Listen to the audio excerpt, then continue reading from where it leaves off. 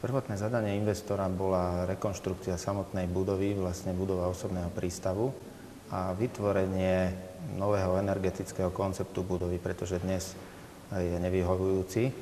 A v podstate až v procese projektovania sme doplnili celý projekt o riešenie promenády a nový pavilón Viedeň-Bratislava, ktorý je vlastne protipólom pavilónu vo Viedni a tým dotvorí celý ten koncept vo väčší celok.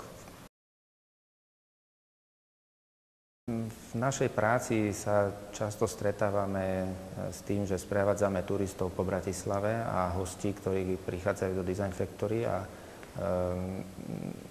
veľakrát, keď stojíme na moste Slovenského národného povstania hore na tej terase a pozeráme na nábrežia, ktoré skutočne sú prázdne a nič na nich nie je, tak sme z toho smutní a roky bežia a skutočne toto bol jeden z impulzov, prečo sme sa do súťaže zapojili a chceme v podstate prispieť k tomu tým, že sme Bratislavčania a trápi nás to možno, že o to viac by sme chceli prispieť k tomu, aby teda tento celý priestor bol atraktívny. Postavili sme širší tím odborníkov, s ktorým sme preštudovali v podstate celú históriu a súčasnosť a celé okolie a navrhli sme projekt, ktorý sme začali komunikovať s investorom samozrejme a s mestom zároveň. Pri rôznych, hlavne odborných diskusiách, čo som veľmi rád, že to boli diskusie na odbornej úrovni, sa v podstate dospelo k niektorým vylepšeniam, ktoré sme postupne do tej mozaiky jednoducho zapracovali a dnešný výsledok, ktorý vidíte, výsledkom v podstate takmer ročného procesu. V podstate prízemie budovy rozširujeme o vysunuté terasy, ktoré zapájame do života promenády.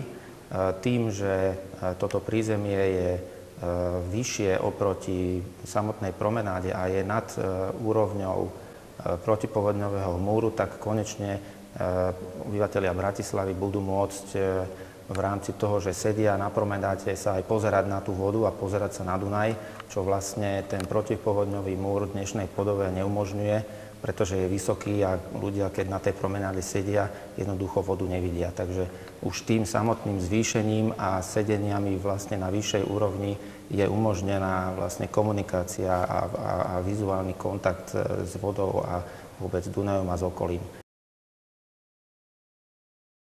Umožnila to v podstate iná organizácia parkoviska, pretože to parkovisko dnes nie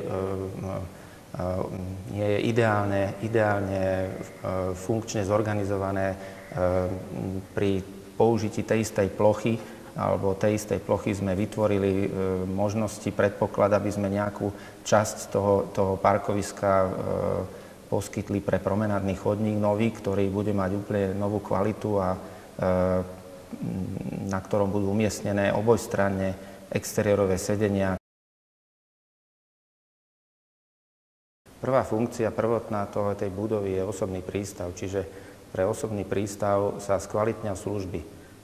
Druhým dôležitým faktorom je, že tá budova dnes je uzavretá do seba.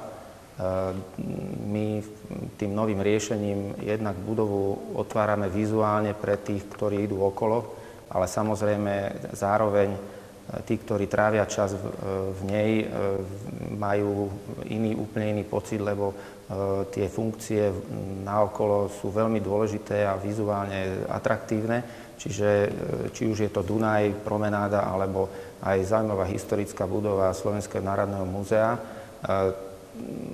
Budova samotná je solitérom a je otvorená týmto riešením do okolia a zapojená do života na promenáde. Takže to je najväčším takým asi prínosom.